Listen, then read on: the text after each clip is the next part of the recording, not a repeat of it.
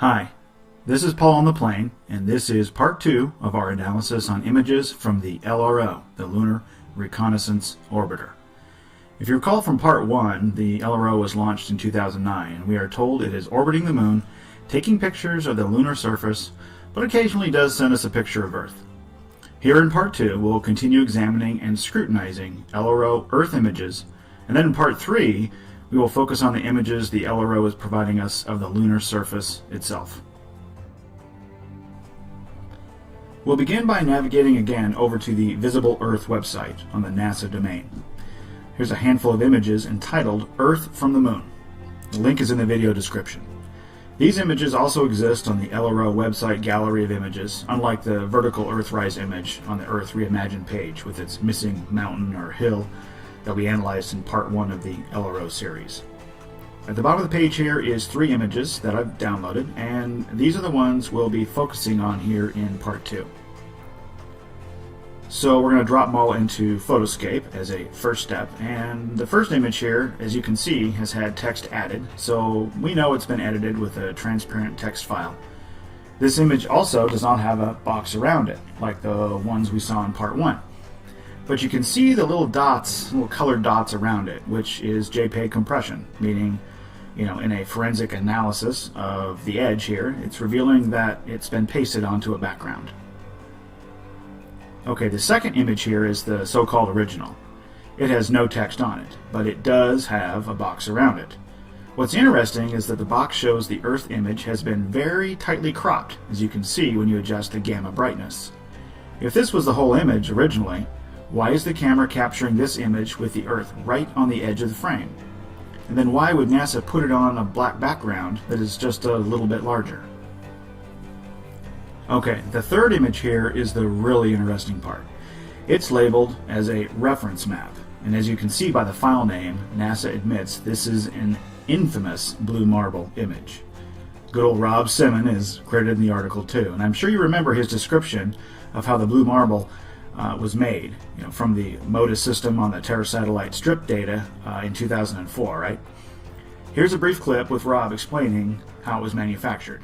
To us, the really cool thing was the data set. Up until that point, there was no realistic color map of the globe anywhere. So the land layer here comes from the moderate resolution imaging spectroradiometer aboard Terra. And the tricky part here was the weather. So we actually had to take clouds out. They stashed the clouds for later, went onto the ocean. That came from an instrument that measures phytoplankton in the sea. Where it was low, I colored it dark blue because they're low mostly in mid-oceans. And then where it was a little bit higher, it was like a little bit brighter green. Then add the clouds back in. There's a small problem with it because there's a very slight gap in between each orbit. So some of those are painted on. It is photoshopped, but it's has to be. Then there was another layer to sort of simulate the atmosphere. And then there's this little bright spot. It's called the specular highlight. So it's the reflection of sunlight off of water. Those are the pieces, but you can't just slap them all together. It just didn't look realistic. It looks kind of flat, or the clouds are sort of too see-through. So I just hit Command-Z a lot. There's artistry to creating the world. Also, you can see the reference map blue marble image is the same exact dimensions as the second image from the LRO. 4,000 by 4,000. Again, the second image we are told is a real one, and NASA emphasizes it here on this page that it was captured by LRO's 2 narrow-angle cameras, one on the left and one on the right. You'd think that would mean we'd see 2 halves of the picture, and maybe by analyzing it we'd have a line appear down the middle of it, or something like that, but we don't. Just a box over the whole image of the Earth pasted onto a black background, it appears. Okay. So, back to the reference map. I'm going to pull it into Photoscape here, and click Object, click Photo, and the reference map I'm going to put right on top of the LRO image. And you can see when I start sliding the opacity slider here. Are you seeing what I'm seeing? Look how they fit exactly perfectly together. Are you seeing this? NASA has just taken a blue marble composite image that Rob Simon made in 2004 and simply added clouds and made it black and white. We find it really hard to believe they would even release this image and claim it was taken by the LRO from the moon. How can the image from the LRO be real if the images used to build the blue marble are real? What are the odds that this one image they snapped when they say they were calibrating the LRO's cameras in 2010 flying over the moon is an exact match, in fact a mirror image, of the blue marble Rob Simon compiled? Now, some may argue this could be explained because of the differences in cameras' focal length and point out that continents may appear to change size, like this image here that we were given, where North America looks really big. Never mind that the whole United States is a desert and Texas seems to go all the way across. Well, they say everything in Texas is bigger. But the blue marble, we are told, was taken from strip data by the Terra satellite from 438 miles away from the Earth, and they had to combine all of the data it captured over many months from each orbit to piece together the blue marble image. But it's exactly the same picture the LRO snaps from 239,000 miles away, the same exact image size, and the edge of the Earth is the same distance to the edge of the image in both photos, and all from the same exact angle? There's no explanation for this other than the obvious. They added clouds to the blue marble, made it black and white, and just tell us it was snapped from 239,000 miles away.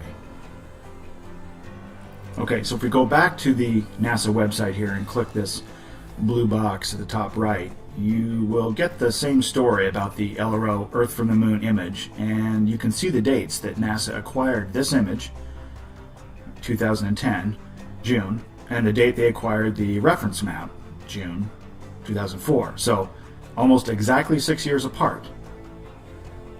From 230-something thousand miles difference, and they fit perfectly together. Okay, now let's head over to the LRO image gallery, which sits on the Arizona State University domain. The link is in the video description. Here you can find the alleged raw images from the LRO, or real images if you will. Search for Earth here in the search box and you can find this same image, Earth from the Moon, that we've been examining. So here it is, June 12th, 2010, but this is a PNG file. It was a JPEG on the NASA site. You can also see the box at the lower right with the text in it. And if you remember what the JPEG looked like, with the same part of the image missing, but NASA said it was cut off because the prediction of the exact time when the camera's field of view would cross the Earth was off by a few seconds.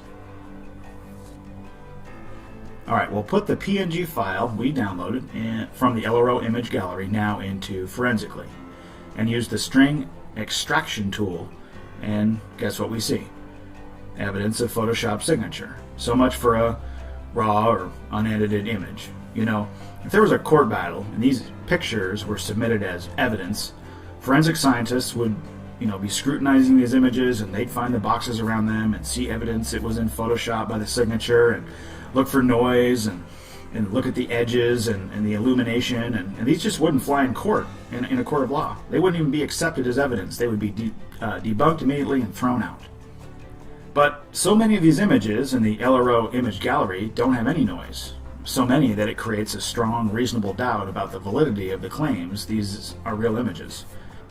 Okay, for the final point we will make here in part 2 of our analysis of the Earth images we are told are captured by the LRO, allegedly, we are going to focus on the subject of ambient light.